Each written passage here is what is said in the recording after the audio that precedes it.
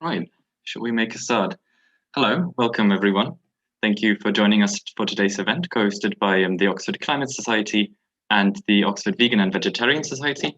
My name is Falk. I am Collaborations Officer at the Oxford Vegsoc Vegan Society, and together with Ellie, who is Action Director at Oxford Climate Society, I will be leading you through our discussion tonight. Never before our societies have been confronted with so many significant challenges that concern not only one single country or continent, but even the entire planet. Mass migration, social inequalities, the oppression of minorities, and the digital revolution are only a few. And not to mention, obviously, the global pandemic, which is happening at the moment as well, and which shows us all the more how closely connected we are. Today, however, we'd like to talk about two other challenges, two big challenges nonetheless. The first could easily be described as the largest problem in the history of humanity, climate change. The second is more moral in nature and concerns our relations with and treatment of non-human animals. We're convinced that both of these are intimately linked on many levels, but especially when it comes to what lands on our plates. Our diets are an essential aspect of humankind's relation with the planet and non-human animals. Rethinking what we eat must be a key step in finding solutions to our environmental and ethical problems of the 21st century. One such solution that has become very popular today is switching to a plant-based diet. That is a diet which only consists in plant products, so no products derived from animals. In today's discussion, we'd like to think about what could justify such radical change in our dietary habits, both from an environmental and an ethical perspective. To discuss this, we're very excited to be joined by three leading experts on food systems, the environmental implications of our diets, and animal ethics. Each of our guests has kindly prepared a short presentation of approximately 15 to 20 minutes, where they will outline reasons to go plant-based from the perspective of their field of expertise. Our first talk will be from Dr. Marco Springmann, outlining the environmental benefits of a plant-based diet. Dr. Springmann is Senior Researcher in Population Health at the Oxford Martin School, and his research focuses on the health, environmental, and economic dimensions of global food systems. Thank you for joining us today, Marco. We will then focus on the role of diets in a sustainable food future, and which will be held by Janet Ranganathan. Janet is Vice President for Research, Data and Innovation at the World Resources Institute, where she oversees the Institute's efforts to use open data, information technology, AI, and human networks to promote more transparent and accountable management of the planet's resources. Thank you for being here with us tonight, Janet. Finally, Professor Tristram McPherson will talk to us about the ethical implications of switching to a plant-based diet. Professor McPherson is Professor of Philosophy at Ohio State University, and as an expert on ethics and meta-ethics, he has written extensively on animal ethics and also on the ethical significance of climate change. Thank you for joining us too, Tristram. Before we begin, a quick note on questions. So whatever your dietary preferences or philosophical beliefs, you're warmly invited to participate in our discussion by putting your ideas and questions into the chat on YouTube. We will first hear all the three presentations, and then afterwards we will have plenty of time to go over your questions and discuss them together with our speakers. If possible, it would be great if you could indicate who you'd like to address, whether your question or remark addresses everyone, or either Janet, Marco, or Tristram. Right, I guess without further ado, I will pass on to Marco. Yeah, hello everybody, and thanks for having me. I'll share my screen now, if that's okay. I hope you can see that okay. Okay, I don't hear any protests, so hopefully it's fine. Okay, great. In my talk, I want to talk about both the environmental, but also a little bit about the health dimensions of dietary changes, and particular dietary changes to more plant-based and also vegan diets. The background of all of this might be very familiar to you. The current food system, as can be said, is environmentally unsustainable. It's a major driver of climate change, with about a third of all greenhouse gas emissions emitted by the food system. It's also a major driver of land use change and biodiversity loss, major user of freshwater resources, and a major polluter of terrestrial and aquatic systems through fertilizer runoff. To analyze where all this could be headed, we put together a food system model that connected food consumption and the health impacts on one side with food production potentially in other countries, with, and the associated environmental impacts associated with that. We try to be as detailed as possible and using country level data on everything we put in the model.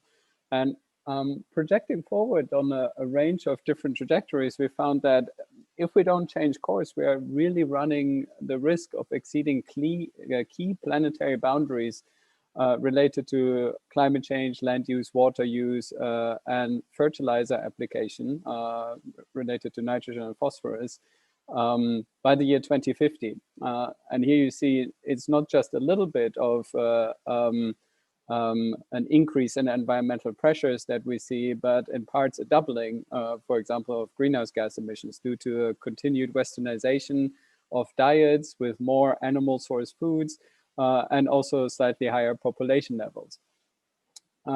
If we look at where those impacts come from, we see very clearly that around 3/4, at times even 80%, of the greenhouse gas emissions of the food system are related to animal source foods. Why is that so? Well, it's not only the absolute level that is important here, but also the impact per kilogram of food commodity. And here you see a very clear difference between animal source food and plant-based foods. For greenhouse gas emissions, the factor difference between the highest impacting animal source food and the lowest impacting plant-based food is more than a factor of 100. And the reason here is that is threefold very much. So animals usually need a multitude of feed to put on weight. For a cow, that can be 10 to even 50 kilograms of feed to put on 1 kilogram. And all that feed will have to be grown. For that, fertilizer would usually be used, and application of fertilizers are related to nitrous oxide emissions, which are powerful greenhouse gases. In addition, you have the clearing of land to grow those feed crops very often that releases carbon dioxide emissions. And then for certain animals, especially ruminant animals like cows, you have methane emissions that they burp up when they digest the food. So that makes especially ruminant animals tremendously, or products from ruminant animals, tremendously high in greenhouse gas emissions. For the other environmental domains, the differences are also there, but they're more at the order of a factor of 10 instead of this factor of 100 that you see for greenhouse gas emissions. Because, you know, cows don't burp up other water pollutants, for example. The ranking of those environmental impacts results in this analysis that we can do when we look at changes to different dietary patterns. So what you see here is change in environmental impacts in percentage for changes of current diets to flexitarian diets that have less animal source foods, to vegetarian diets, to pescatarian diets, and lastly to vegan diets. What you see here is that the reductions in, especially in greenhouse gas emissions, progressively reduced the more you reduce the portion of animal source foods, even though you need to also basically produce more fruits and vegetables, legumes, nuts and seeds, and so on to have a balanced plant-based vegan diet. You also see reduction in other environmental resource use, some 10% reduction in cropland, for example, 20% reduction in nitrogen, little bit reduction in blue water, and so on. If you put all that together, the reductions in water and fertilizer application are so large that they are basically the total use in all high-income countries. So even though that looks a bit small compared to the greenhouse gas emissions, is still quite substantial. That is not to say that dietary changes are everything. So we looked at a range of different food system measures that one can think about, including technological changes, reductions in food loss to waste, and dietary changes to stay within the environmental limits of the food system. And we found that all of them can make a contribution, but it's particular dietary changes that are needed to get emissions down enough when we look at the food system. Or said in another way, without dietary changes, it is very unlikely that we can avoid dangerous levels of climate change, even if we do other things. Now, secondly, maybe you accept that dietary changes are needed for environmental purposes, but one wouldn't want to change one's diet if that wouldn't be also healthy, or if it would put your personal health in danger. So to make sure that such dietary changes to low emitting or low impact diets are also healthy, we developed within the Eat Lancet Commission on Healthy Diets from Sustainable Food Systems general dietary recommendations for healthy diets. And according to those recommendations, your weekly diet shouldn't have more than 1 serving of red meat per week, not more than 2 servings of poultry per week, not more than 2 servings of fish per week. And if you have dairy, not more than 1 serving per day. That is a glass of milk or 2 slices of hard cheese, approximately. Now, you can always go more plant-based, and as you saw before, that would always be better for environmental reasons. But in order to investigate that for health reasons, we also put together a quantitative analysis of changes in dietary risks. That was based on what is known in epidemiology about how different changes in dietary risks, such as consumption of red and processed meat, is related to different dietary, to different diseases, like coronary heart disease, stroke, colorectal cancer, type 2 diabetes. What you see here very clearly is that increased consumption of both processed meat and red meat is related to increase in those diet-related diseases. Dairy consumption is fairly neutral, especially if you control for the change in red meat intake. Seafood intake is slightly beneficial, but probably a bit less so than most people think, especially if you control for the fact that fish eaters usually eat both less red meat and more fruits and vegetables. And then lastly, most of nutritious plant-based foods such as nuts, legumes, fruits and vegetables, but also whole grains are consistently associated with reductions in those very same diet-related diseases. So if you put all that together, you again see a fairly similar ordering of dietary patterns as in the environmental analysis. Flexitarian diets that contain much less meat already improve dietary health and quite a bit, and lead to a significant reduction in premature mortality, which is shown here at the y-axis. And the more plant-based or balanced plant-based you go, the greater is your reduction in premature mortality here. For the UK, we estimated that if all of the UK went vegan, there would be over 100,000 less diet-related deaths per year. So a similar number than what is currently attributed to the corona crisis. We also did a complete nutritional analysis and found that changes towards those more plant-based diet patterns would address, on average, many of the potential nutrient shortfalls. One thing to keep in mind is obviously B vitamins that many have heard of. Calcium intake can be a little bit low amongst plant-based eaters as well, but it's not completely established whether calcium as such is very important, because it interacts quite a bit with other nutrients. So even a level of around 500 milligrams is probably okay. So the takeaway message here that I hope to convey with both the environmental and the health analysis is that dietary changes towards more plant-based diets are indeed necessary for avoiding dangerous levels of climate change and staying within the environmental and mental limits of the food system. Balanced and more plant-based diets also reduce risk for diet-related diseases and premature mortality, and plant-based diets in particular are associated with the greatest reductions in greenhouse gas emissions, and when balanced, are also amongst the healthiest diets. Obviously, how we change to those diets is an active area of research. Everybody can obviously change one's diet if you already have the mental capacity to do so. And I encourage everybody to try it out, not only for Veganuary, but also for the rest of the year. But on a population level, we really think it also needs consistent incentives and help from policymakers to for the population to adopt healthier and more sustainable diets. And that includes both the provision of information, such as reform of national dietary guidelines, but also adjustment in the prices of food that at the moment don't contain a price tag for the climate change impacts, for example, or the health impacts. And all the way through to also campaigns in schools, the workplace, and universities.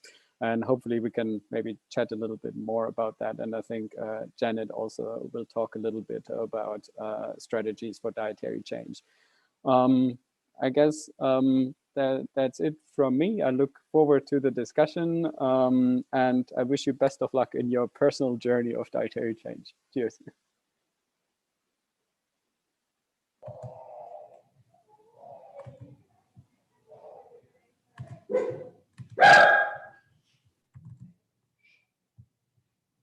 Okay, can you hear me? Okay, great. I'll get started. Thanks to Ellie for this invitation. It's great to talk to you. I'm going to talk about the role of diets in the sustainable food system. But first, a little bit about WRI. We are a global research organization. Some people refer to us as a think or a do tank. We're actually a think tank joined to a do tank. And we work at the nexus of environment and human well-being.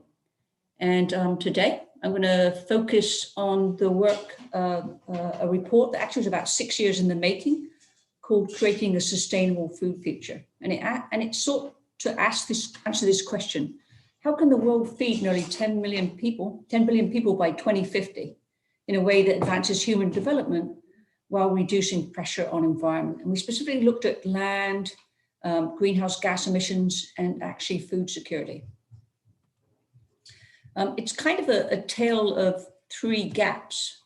So the first gap is that the world actually needs to close a food gap. And that food gap is the difference between the amount of food that we produce today in 2010 and what we'll need to just adequately feed the population in 2050. It's about 56%. And that's just assuming adequate nutrition, ignoring the fact that 1 in 3 people today are overweight and 1 in 4 are obese. That's the first gap that we have to close. The second gap is the world needs to close a land gap of around 593 million hectares of land.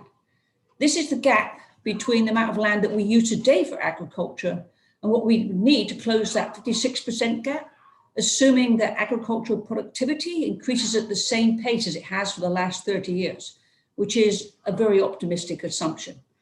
593 million hectares is about 2 times the size of India. The third gap that we need to close is an 11 gigaton GHG emissions gap. So let me just explain what this visual says. On the first column on the left, the yellow is actually agriculture emissions globally, 12 gigatons, as a percentage there of the total emissions from the economy wide, which is 48 gigatons. So about a quarter. Marco said about a third, so somewhere in that order, 12 gigatons. 2050, the middle one, is actually what projected emissions are going to be from the agricultural sector in 2050. So 15 gigatons out of an economy-wide emissions budget of 85, assuming business as usual. But what we actually need to get down to for the whole economy is the right-hand column is 21 gigatons.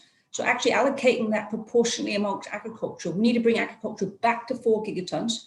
So the difference between 15 and 4 is the 11 gigaton gap. Just to observe there, by the way, what a Herculean task this is going to be. And the fact that, in 2050, if we don't get agricultural emissions down, it's going to represent 70% of the economy-wide GHG emissions budget.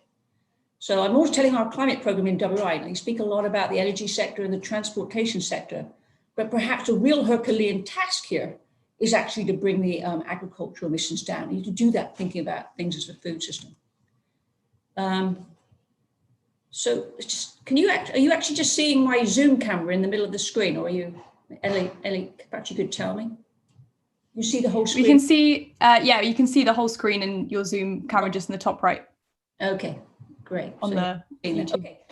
So those are the three great gaps. I actually think this is the mother of all sustainability challenges, actually how to close those three gaps while keeping forests as forests and staying within the GHG budget and providing adequate nutrition.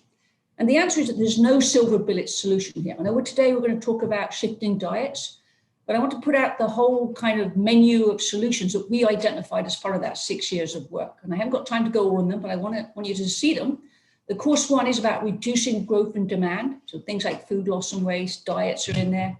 Critically important, avoiding competition for land from bioenergy. That's going to make that land gap even more difficult to meet. Replacement level fertility. The second one is around producing more with less. There's a third one about protecting and restoring natural ecosystems, and I'll come back to that to some degree. There's a fourth course on increasing fish supply. And then the last one is about reducing production-related greenhouse gas emissions, which diet relates to because meat, and particularly ruminant meat, are actually very significant in the production of the production-related greenhouse gas emissions. So I'm going to focus today on this one. Maybe you can invite me back and we'll talk about the other one some other time. Just to notice that actually shifting to healthier diets is really critical to actually achieving another one of these solutions here, which is actually freeing up land, because you need less land to feed a population that's more, eating more of a plant-based diet. So that actually is really critical for reforestation. But we also need to recognize that we're never going to turn everyone into a vegan.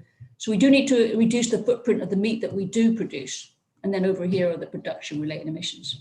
So let's go to the issue of diets. So globally, meat demand is growing. It grows typically as incomes rise, which happens when people move from rural to urban areas, which is what's happening now, the great urban transition, although there's a little bit of reversal of that in some countries like India now. Notice that that's 80%. I talked about a 56% food gap, just indicating that meat demand is growing faster than food overall. You see there the contributions to that growth with China and India coming in there quite heavily. Now, not all foods are equal, as Marco explained. Here's just another version of looking at the footprint of different food types. So here you can see beef, sheep and goat meat, then your dairy, poultry, fish, farm, porks. And then up here, you're in your plant-based foods. So there's two bars here. The first bar, the yellow, the dark yellow there is actually greenhouse gas emissions from production. The rest of that light yellow color is from land. So beef has a disproportional impact on land-related greenhouse gas emissions. I don't think the Eat Lancet modeled that, it's just something different that we did, which may be why there's some slight differences between our presentations, even though the overall message is the same. The other bar there is the green, and that's the use of land. So the dark green is cropland, and then the light green all the way up here is pasture land. So you can see that kind of starts to explain the differences there between the ruminant meat and other types of meat like poultry and dairy, which tend to use crops more, but these use a very whopping amount of land. In fact, 3/4 of the agricultural land is used to produce just ruminant meat, even though it only actually delivers a small percentage of calories. Quarter of the earth is pasture land. 70% of deforestation in South America is driven by beef production, and it's the #1 driver of tropical deforestation globally. I was going to take this out, but I decided to put it in anyway. It's just a very interesting finding of the report. What we did is we looked at we had to use FAO data, which has its quirks, but we looked at average protein consumption in different regions, and you can sort of see them here. And just the size of the wedge is really the size of the population in there. We looked at how much protein on average per capita people consuming. So the green is where they get the protein from plant-based, and the red here, dark browny color, is from animal-based protein. And this red bar here is the FAO recommended daily protein requirement of around about 50 grams per person. So the interesting thing here is that in almost in all regions of the world, on average, per capita, people are over-consuming protein. And I should just go back. I should actually point out, though, that this probably masks some big discrepancies between what people are consuming in rural areas versus cities areas, because people typically consume more protein, and particularly animal-based protein in cities. So this is probably masking a big discrepancy. But that whole thing about protein, you need more protein. If you become a vegetarian or vegan, you're not going to get your protein, is a fallacy for your average person. So shifting towards plants, a large environmental price. I don't need to go over those things there, but it could create massive benefits. In the US, it could cut diet-related emissions from your average American in nearly half. And bear in mind that by our estimates, the diet-related emissions of an average person in the United States are on par with their energy emissions. And the US are very energy intensive too. If we are able to sort of scale some of these changes across the world, we could actually save an area of land about twice the size of India, which is that land gap I talked about. So we did some modeling work. We actually said, let's assume we could actually reduce everyone's ruminant meat consumption to about 1.5 burgers per person per week. And that's this dotted line here. So what this diagram is showing you in red is what the average consumption per person of ruminant meat for the different regions in 2010. The yellow is the projected increases in 2050.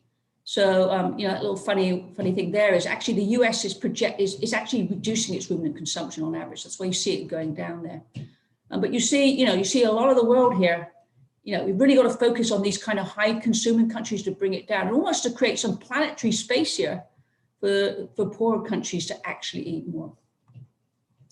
So how do we actually shift diets? Much easier said than done. Our literature review of efforts to previously shift diets and other kinds of consumer behavior has shown that education, information, and abstinence campaigns, they're the most popular approaches usually. They don't typically work. So we've been trying to experiment with some other approaches. So we created something called the Better Buying Lab, which brings together food service companies and behavioral economists and marketing people to just experiment with kind of more behavioral nudge style approaches. So these are some of our partners, the companies, and we work with a number of universities. I'll just give you, I don't have much time here, I'll give you a couple of tastes of some of the things we've done. So this one's just looking at the menus and how menus influence what people order when they're in restaurants. So over here, you see the control menu. You see 2 vegetarian dishes there right at the top and at the bottom, and they're kind of integrated into the menu. And this work by London School of Economics said that the vegetarian dishes, percentage of people ordering the vegetarian was about 13.4% compared to the other choices. When you actually use a menu where you actually separate out the vegetarian choices, as this one does, it goes down to 5.9%. So just the layout of the menu can have quite a significant impact on what people's food choices are. Here's another piece of research done by another Better Buying Lab partner, Stanford. And actually they tested this in their food services centers before all the students took off for COVID. But if you look at here, okay, there's just different ways of describing food. I'm just going to get my mouse to work here, but there's kind of an indulgent, a basic name, healthy, restrictive, healthy, positive. I'll just take one of these lines here.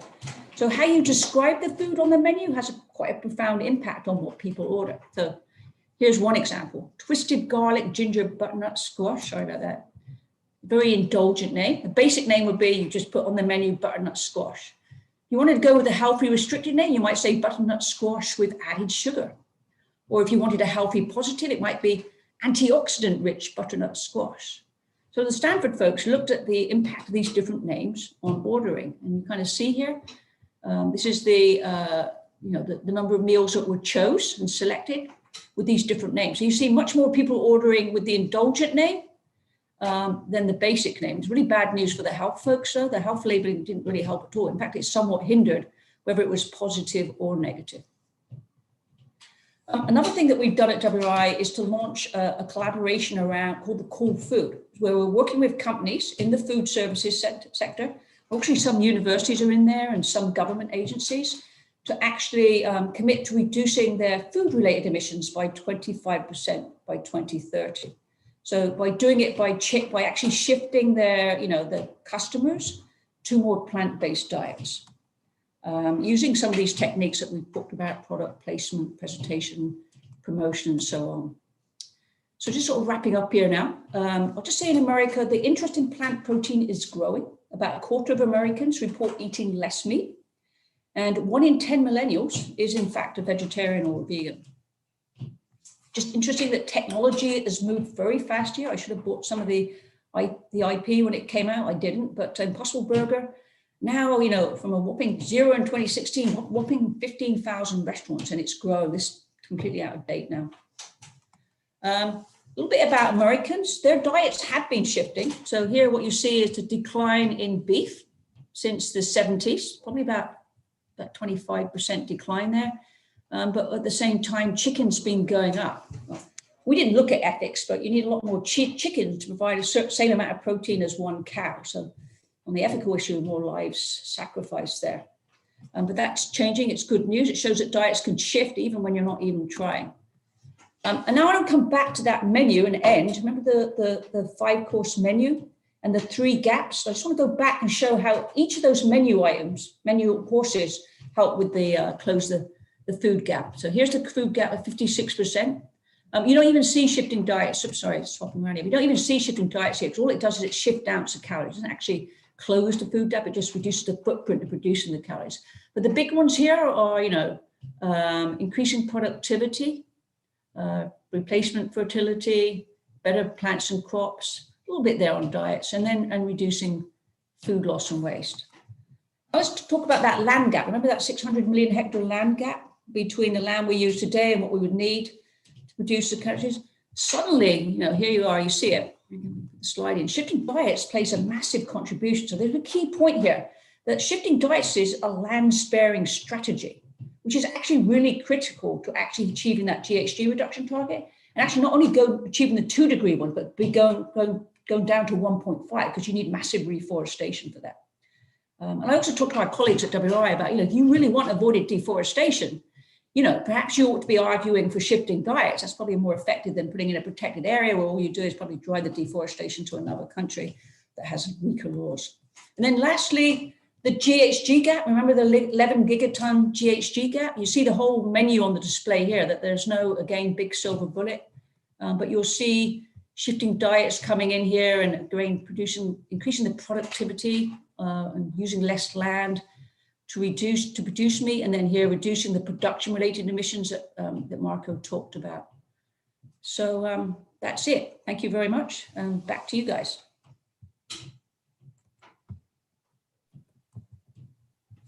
Brilliant. Thank you so much for those 2 talks on showing like slightly different sides of the coin of sustainability. I think we'll just move straight on to Tristram before we get to questions from the audience and from ourselves. But thank you. All right. Thank you all. Sorry, I just want to make sure you can actually hear me. So my presentation is going to be considerably less flashy and have fewer cool charts than the other ones. It's also going to be perhaps a little less au courant in the following sense that my goal here is to sort of present what I take to be kind of the fundamental structure of a kind of case, a kind of ethical case for thinking about not eating products made from or by animals. And this is a kind of argument that I think the core elements of which have been around for hundreds of years. So I don't think it's going to be quite as cutting edge as some of the previous things, but I'll try to sort of make some connections as we go. So the plan is roughly twofold, to sort of try to introduce what I take to be one of the central issues that we really want to think about, which is why non-human animals matter ethically, like how to think about that idea. And then I want to discuss the ethical implications of this for each of us as individuals. And so the focus is a little bit different, I think, than the other presentations in this way. So if we're thinking about the ethics of eating animals, I think it's really useful to separate out 2 sorts of issues. On the one hand, we might be interested in evaluating production. And if we're thinking about evaluating production, many of the kinds of things that we heard in the previous 2 presentations are going to be entirely relevant. We're going to want to think about environmental impacts. We're also going to want to think about various other kinds of issues that are ethical issues that arise in the context of the production of animal products. For example, how labor is treated in those contexts. There are many other examples as well. I'm not, because I don't think those things are important, but just for sake of focus and time, I'm going to be focusing on the ethical significance of the effects on the animals that are being farmed. So that's one sort of part of our ethical evaluation of this system. Another thing we want to ask, though, is we want to think about evaluating us as consumers of animal products or potential consumers of animal products.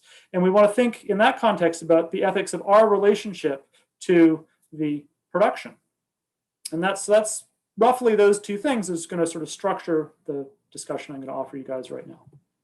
And I'm going to proceed roughly in the spirit of Jeremy Bentham, at least at the beginning part. So there are many things that I disagree with Jeremy Bentham about, but I think that he really, in this famous quote, identified a key way of thinking about this issue. When he said of non-human animals, the question is not, can they reason, nor can they talk, but can they suffer? And I'm going to argue that we can think of a really powerful kind of ethical argument sort of in the spirit of this set of questions. So I'm going to begin by arguing that non-human animals indeed can suffer and that this matters ethically.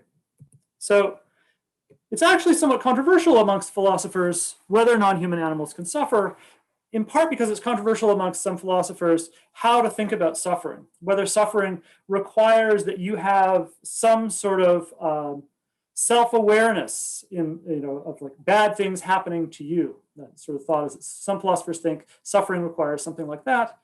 I think there's some ways of thinking about suffering where that's true, but there are things that deserve to be called suffering, I think, where that's not true. So think about the lovely poster on the left there. Imagine being hit really hard in the face.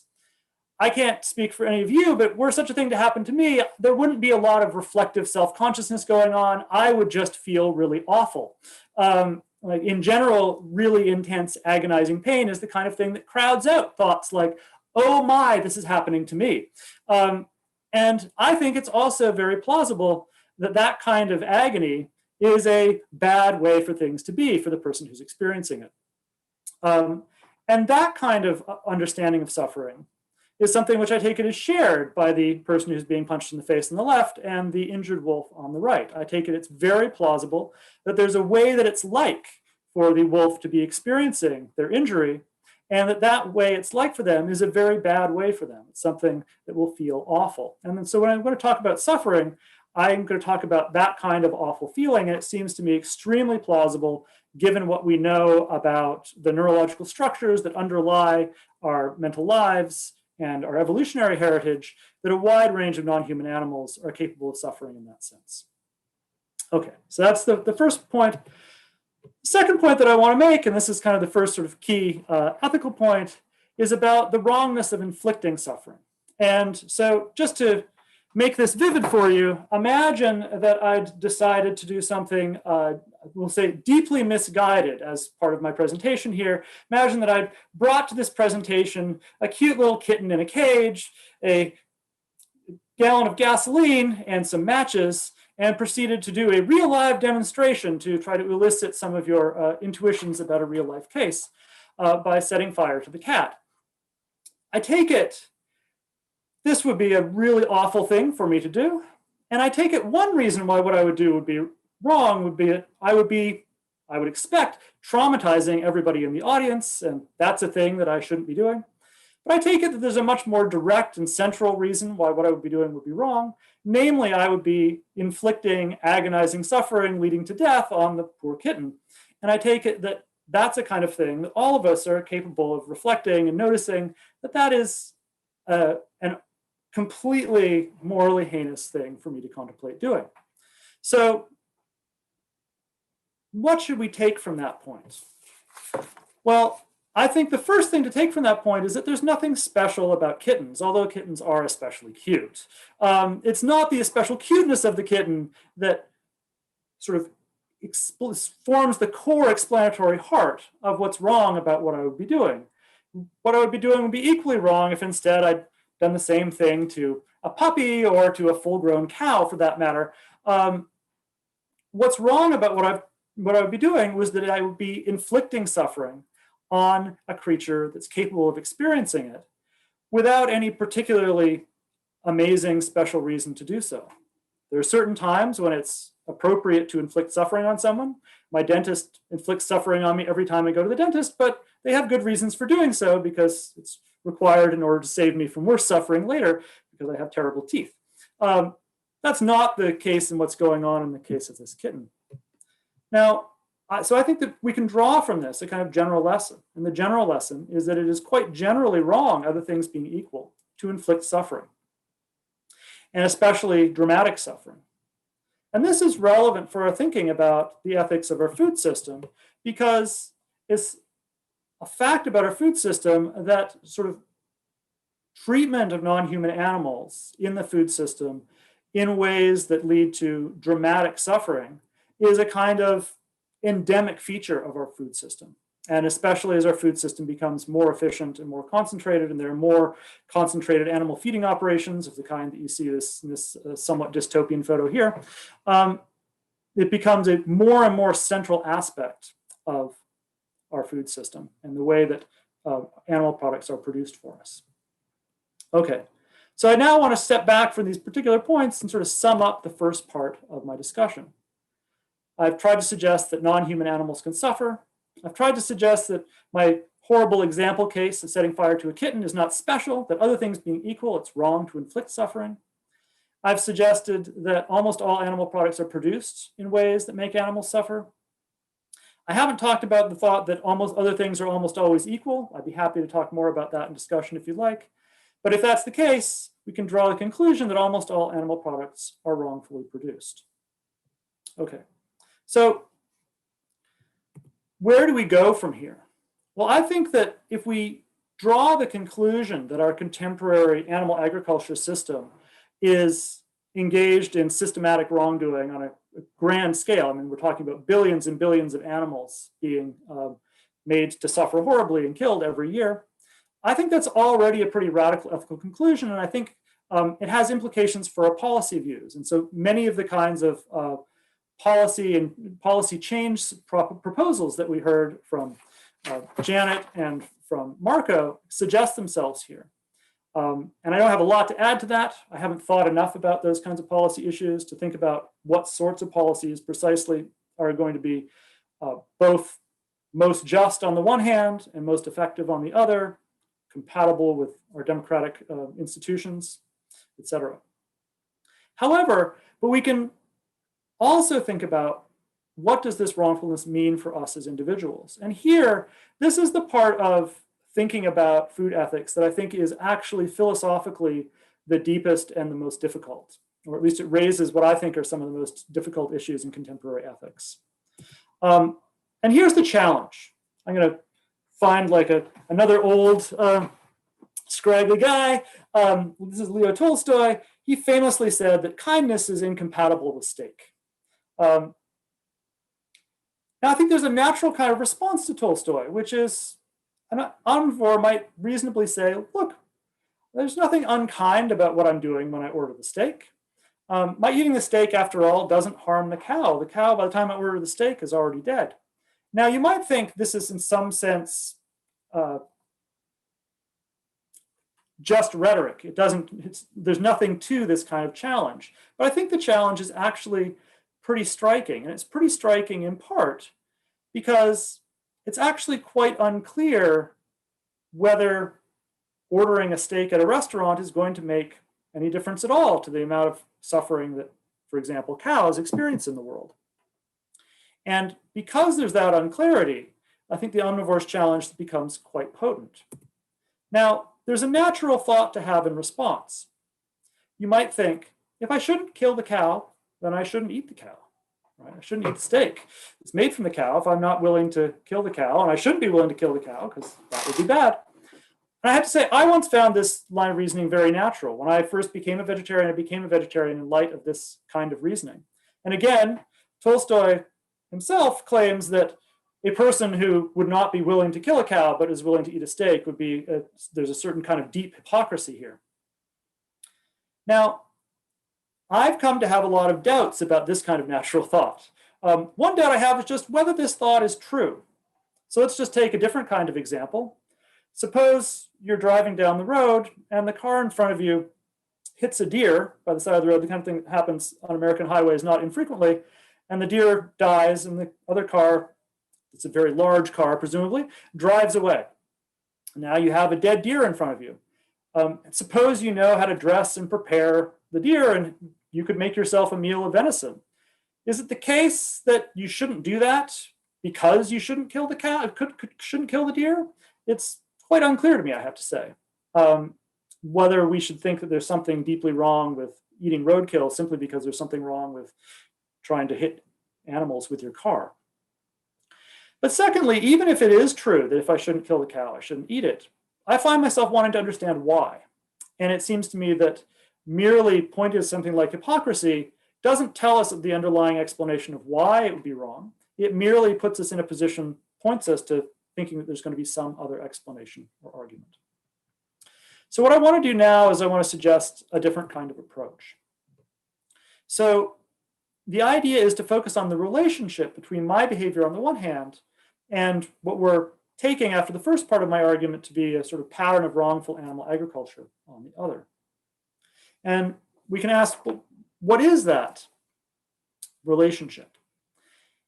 What I want to argue is this. There's this very common contemporary phenomenon.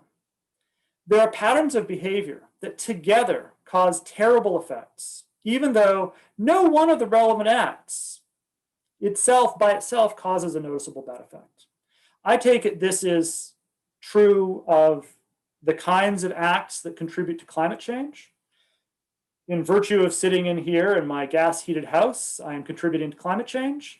And climate change is going to have extraordinarily terrible impacts, is already having extraordinarily terrible impacts on humans and non-human animals and natural environments across the world. But it's very, very hard to argue. It might be right, but it's very, very hard to offer a compelling argument that my heating my house right now is having any effect whatsoever on those bad effects. It's very, very difficult to make that case.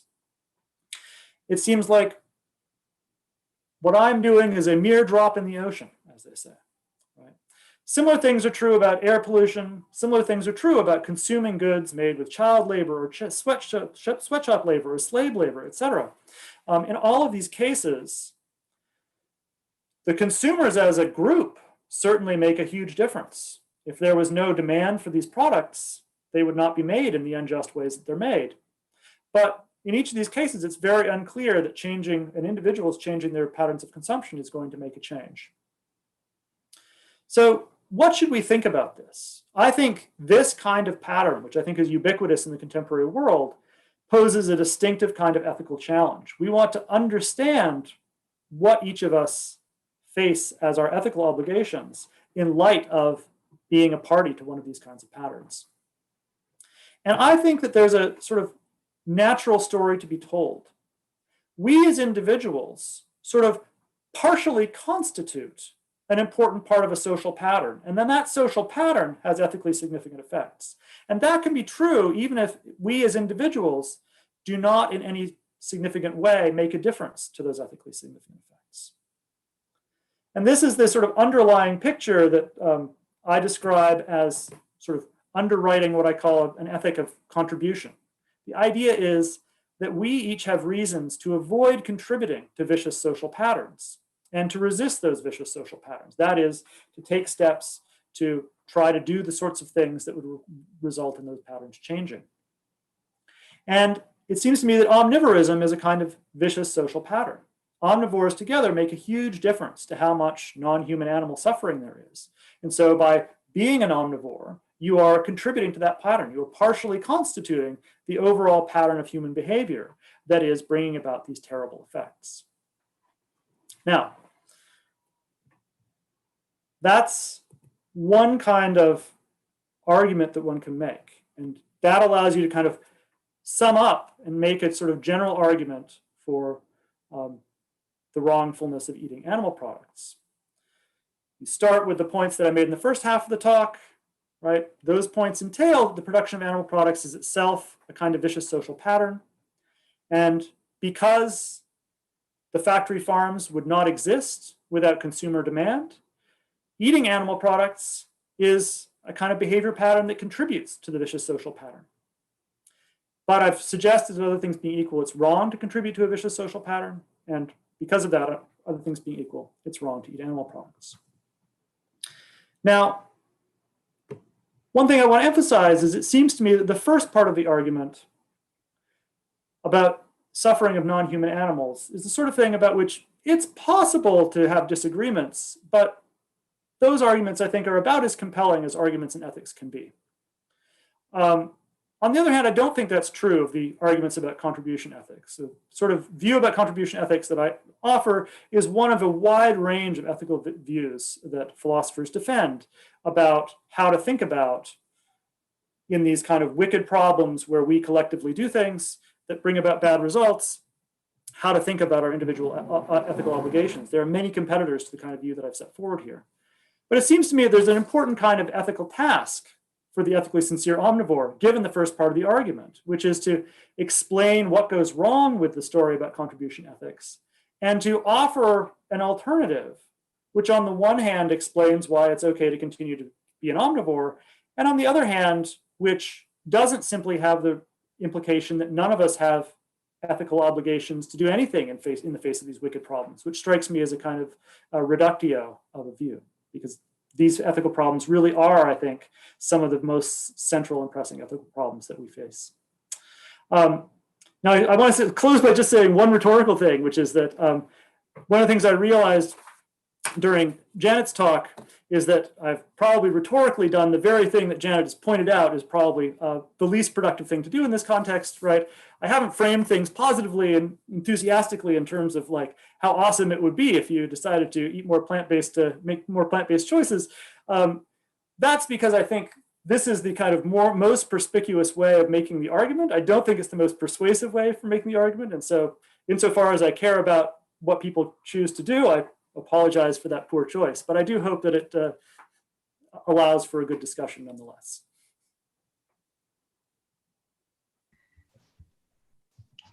Great, thank you so much to all of you for a series of really interesting talks. I'd just like to open up with one question before we take, I think Mark and I will both have maybe a couple questions before we take them from the audience, which is, this is slightly different for Tristram than for Janet and Marco, but I was, due to the nature of your expertises, but I was going to ask about sort of local farming, animal. There's an argument you get a lot as against vegetarianism or in favor of eating meat if it's local and if the animals are ethically treated, and both from a moral point of view, there's less suffering, I suppose, and both from a sustainable view. I was going to ask whether there was also less sustainable impact from these animals in local farms. So I guess my question is to Janet and Marco, is there any sustainability differences in production if it's produced in a local farming way? And from the more ethical point of view, is there what counts as contributing to a vicious social pattern if the vicious social pattern is specifically animals suffering in factory farms? Does this count as contributing to that? So yeah, I'll pass it to any of you to start. Yeah, so Janet, it's okay if I start? No, I think I should go first. No, I'm just kidding. Okay, yeah, go ahead. I don't mind. No, I was kidding. Go ahead. Okay. Well, I mean, the sort of the headline, one of the headline statistics is that transport-related emissions contribute roughly 5 to 6% to overall food-related emissions. So that immediately suggests that it really doesn't matter if it's local or anything else. So so as a first answer, that doesn't matter. The second answer is sometimes what is meant by local is sort of more pasture fed versus more grain fed, because sometimes people have this romantic notion that whenever they buy something local is pasture fed or so. There are some differences there, and it seems to be that both pasture fed as well as organically produced meat is a bit higher in emissions. That is just because the animals in organic agriculture live a bit longer. They burp up more methane basically, and the feed is a bit less digestible, both in organic and in pasture fed, than if they get sort of some grain mix. But the difference between pasture fed and industrial fed, it can be up to a factor of 2. So that doesn't come anywhere close to the factors of 50 to 100 that you have between that kilogram of beef or 100 grams of beef or however much you eat and a kilogram of plant-based protein sources. So from both those perspectives, it doesn't matter at all if you eat local and you contribute as much to environmental degradation if you do so. Yeah, maybe I could just jump in, but Marco's captured the main points. I get frustrated when I hear about these food miles and whatever, because as he notes, that the transportation-related emissions are a tiny part of the overall GHG footprint.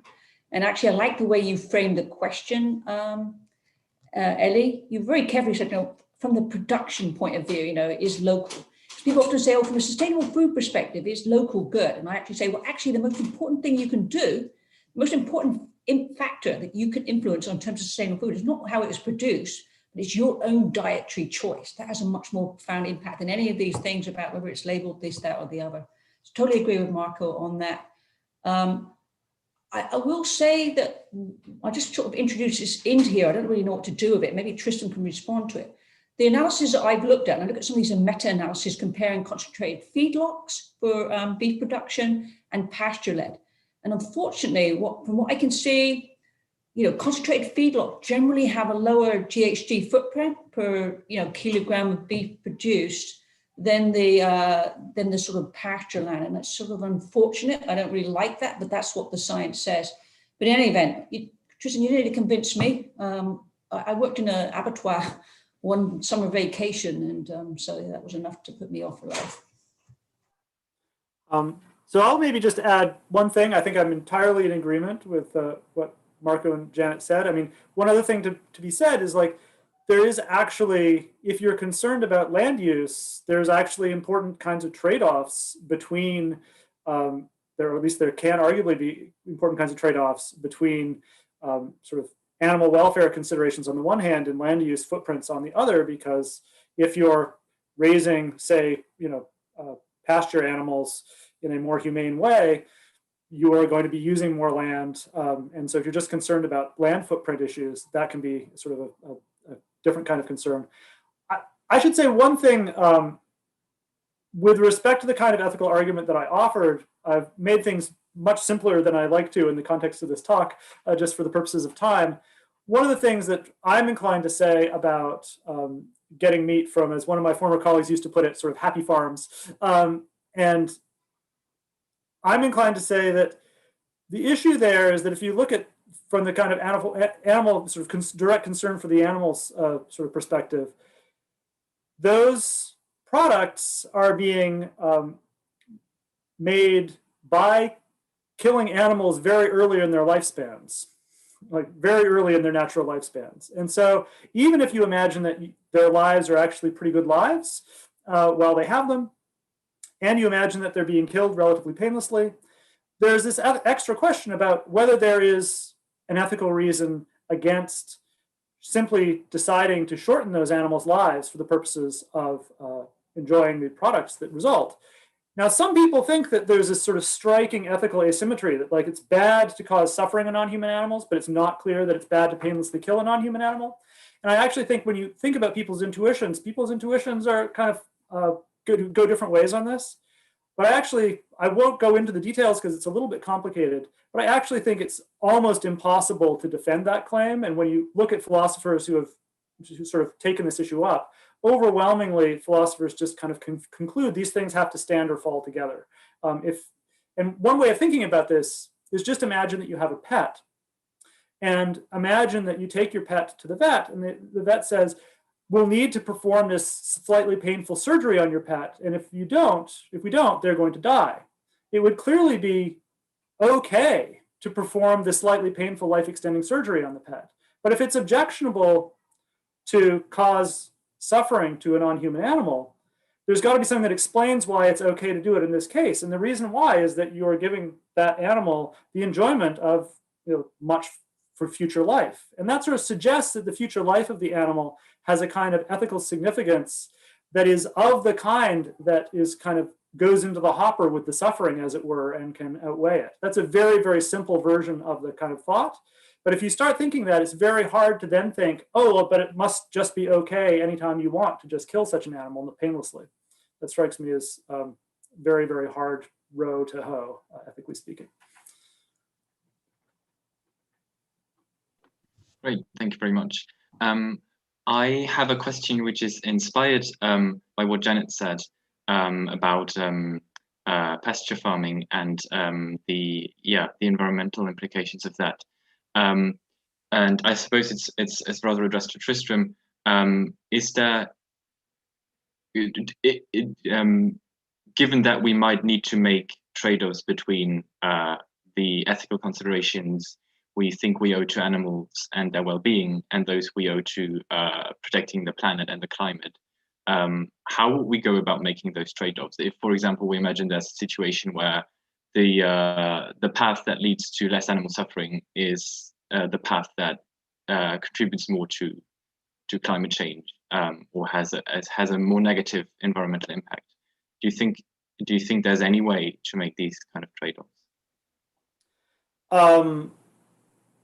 So I'm not sure this particular kind of dilemma arises. I think that if it did arise, it would probably be a hard problem. But let me just say a little bit about why I'm suspicious about the idea that this kind of problem arises.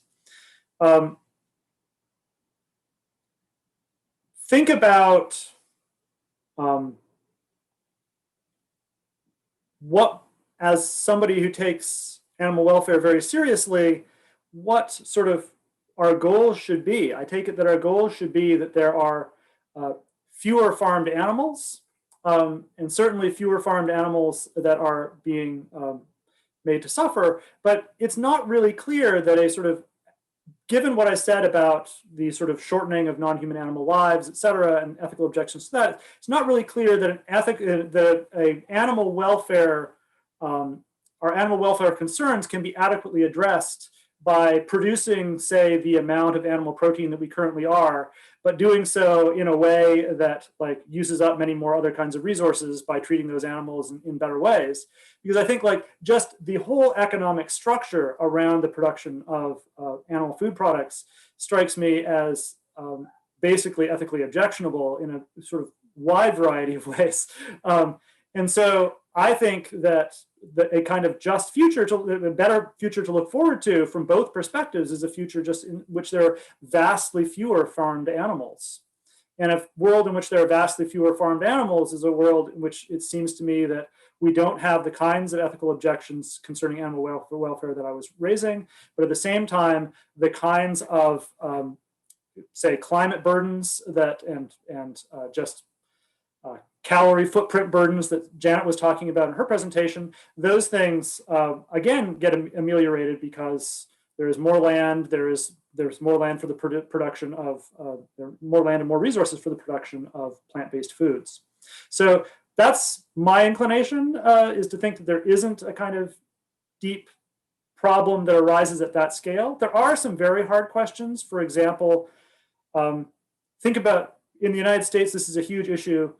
The deer population in the United States used to be largely controlled by natural predators like wolves, but people don't like to have lots of wolves around.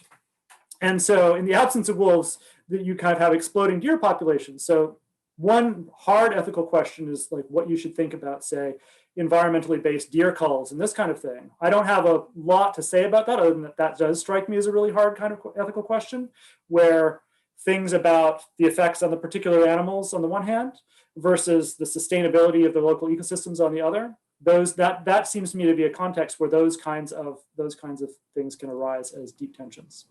And maybe I could just throw out, sometimes I throw out this factoid, and it's correct, that if cattle were to all come together and form their own nation, they would be the #3 GHG emitting country behind China and the US.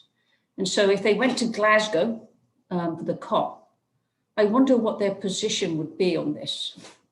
And it would probably be, as Tristram says, it's not a dilemma of is it the catos or the pasture land, it's eat less meat. I'll have to say, my economist friends say, well, then if there's less demand, then there'll be less supply, but I'll leave that complication aside. Can I also make a follow-up? I really like this forming a sort of an interest group. One question maybe to Tristan to pick up on it. I guess, I mean, in sort of a first best world, yeah, I can see that you don't have those moral dilemmas because both environmental, moral, and health aspects go hand in hand. But I suppose somewhere along the transition towards maybe that first best, you run into second best solutions that might.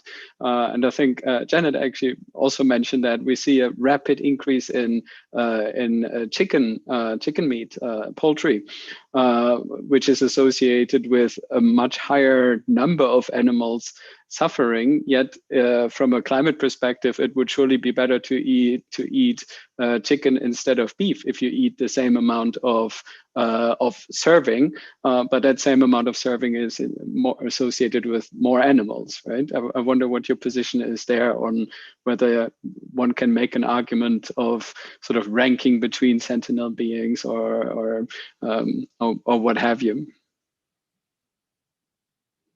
But we actually were talking about the core food work, and that, we were wondering whether we should actually promote a shift from beef to pork and chicken, because that was a more palatable. We thought that was a more easier shift for some people to make.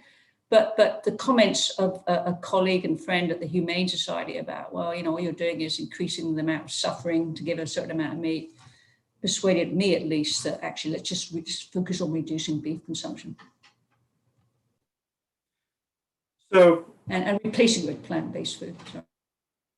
So yeah, so I mean, I do think there are some very, very hard questions about particular policies and how we should rank particular policies, especially, yeah, I mean, when you look at sort of non-ideal political proposals, very often those proposals are going to involve some good making features and some bad making features.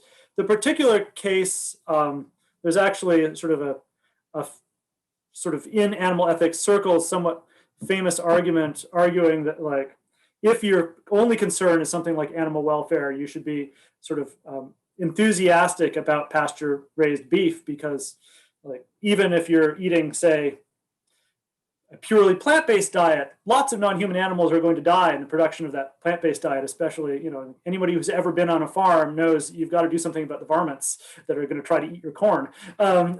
So there are certainly these kinds of issues can get very, very complicated. I haven't spent a lot of time thinking about these kind of, like, questions of the following kind, like, you're at the restaurant, would it be worse to order the chicken or would it be worse to order the beef?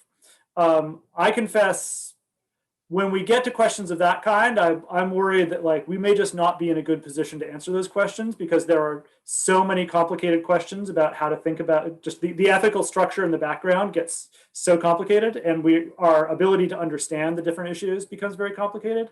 And so one of the things in my own thinking about this topic that I really want to do is distinguish things where it feels to me like we do have a pretty good grip, or we're at least able to make a pretty good ethical case for certain conclusions, and cases where it strikes me as just incredibly hard to know what to think about the ethics of those topics. And that kind of issue, like how you're going to rank those outcomes, strikes me as one of these things. I mean, you get issues like, it's really hard, like, it's just hard to know, for example, like, one important issue is, like, how rich the inner life of a chicken is versus how rich the inner life of a cow is, and, like, how much of a difference do those things make. There's very, very deep issues there about sort of the philosophy of mind and our ability to take our evidence about the evolutionary history and the neurological structures and try to infer from that something about what might be ethically significant about what's going on. And it seems to me that whereas we can make there are claims that we can make very confidently, like, there's nothing that it's like to be an oyster, right? There's just not enough neurons there for there to be anything that's like to be an oyster.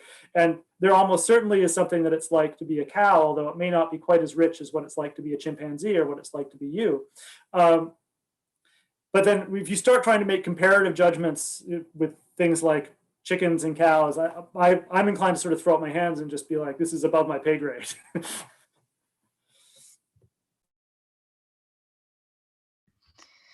Great, thank you.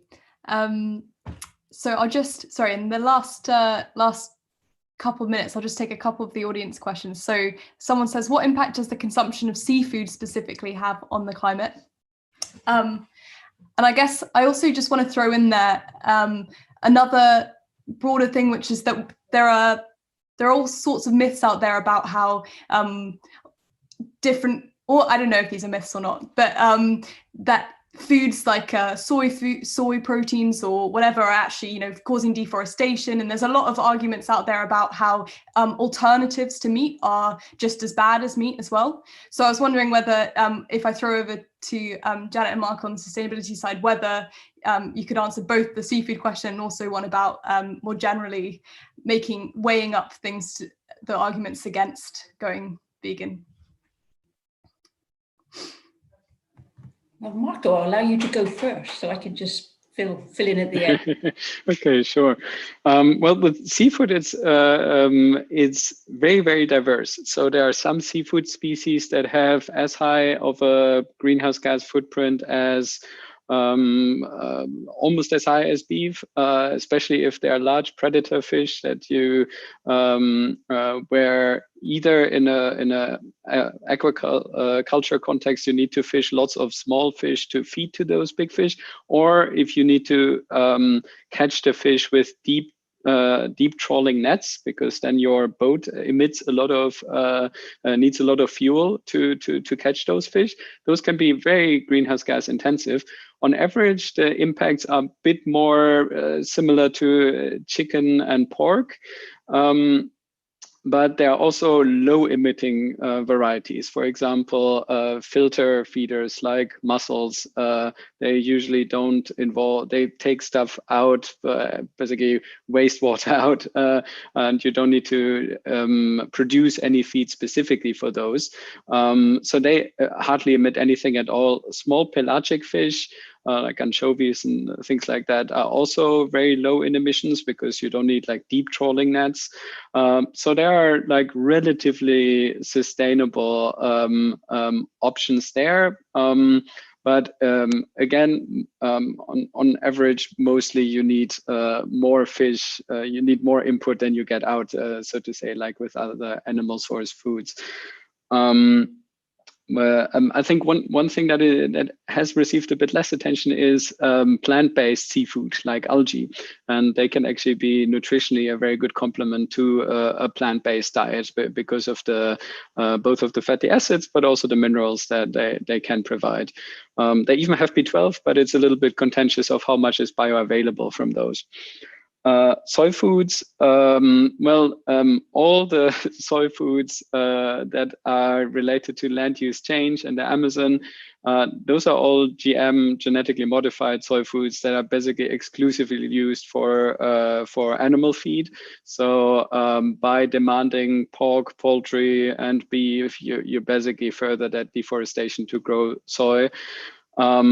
The soybeans that make the way to your tofu or other soy foods that you would eat directly, they are completely different production chains. So you really don't, or your soy milk. So you really don't need to worry about that. Then meat alternatives, we did analysis on a couple of those, and what you generally find is that due to the processing and the energy inputs that you need for example, making something more meat-like, you expand energy, and that adds to the carbon footprint. So they can be up to 5 times more greenhouse gas intensive than your unprocessed plant-based protein source, but that still makes them half as impactful as the lowest impacting meat, pork or poultry. So yes, they are better, but a bit worse than can be. So I'll just jump in with a few additional complementary comments. I mean, on the seafood issue, globally, a third of wild fisheries are now overexploited, and about 60% are at maximum exploitable level. So there's really not much there. In fact, we actually have to take the pressure off wild fisheries now to allow some of them to, to regenerate. The fact of the matter is, though, that fish protein is a major source of protein for many in the world, particularly poor people in coastal areas. So we do need to continue to provide that with the lowest possible footprint. So I think it has to come from aquaculture, which actually, you know, historically has not had a great environmental record. We know about the conversion of mangroves and the pollution and the wild capture of fish to provide food. But the technology and approach to that is rapidly improving. It's like, you know, you think there's 50, 60 years of improvement of crop production. We're just sort of seeing the real improvements of aquaculture come in. So I do think aquaculture is going to be part of the solution, particularly providing sort of fish protein. I mean, on the soya question, my view is that all commodities that require land to be produced contribute to deforestation at the margin. There's a fixed budget there's a fixed amount of land on this planet. They're not making any more. All the land that we could use to produce food is being used for the most part to produce food. Some of it can be used more efficiently.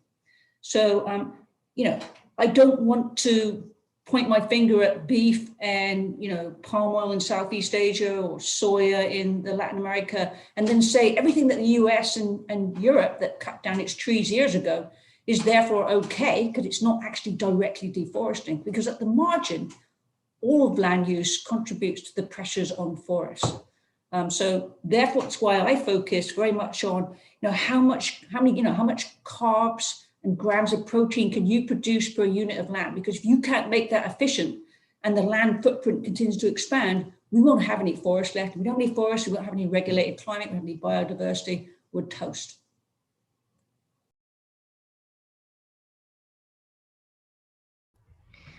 Great, thank you so much. I think that's probably, we've run a few minutes over there, so it's probably all we've got time for. But I just wanted to say thank you so much to all our three speakers. That was a really, really interesting discussion, and heard so many different angles on a topic that I haven't heard of before, even though I've had a lot of conversations about plant-based diets. So yeah, thanks again to everyone, and we'll end it there. Thanks. Thank you so much, and thank you to Janet and Marco. I really, really enjoyed your presentations. Thank you, likewise.